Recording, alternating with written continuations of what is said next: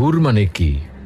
যে সমস্ত নারীকে আল্লাহ তাআলা জান্নাতে সৃষ্টি করেছেন তাদেরকে বলা হয় হুর। জান্নাতের রমণীদের আল্লাহ তাআলা জান্নাতি পুরুষদের জন্য উপহার হিসেবে রেখেছেন। আল্লাহ তাআলা তাদেরকে জান্নাত প্রাপ্ত পুরুষদের সাথে বিয়ে দেবেন, ফলে তারা স্বামী স্ত্রী হিসেবে চিরকালের জন্য জান্নাতে বসবাস করতে থাকবে।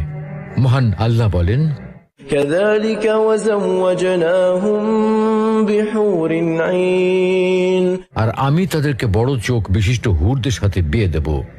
জান্নাতের হুর হবে চিরকুমারী ও সমবয়সের প্রেম সোহাগিনী।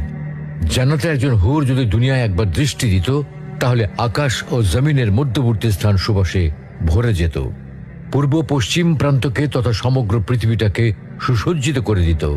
প্রতিটি চোখ সব জিনিস থেকে দৃষ্টি ফিরিয়ে তার দিকে চেয়ে থাকত এবং সৃষ্টিকুল আল্লাহর প্রশংসা ও বড়ত্ব বর্ণনা করত। জান্নাতি পুরুষেরা যখনই তাদের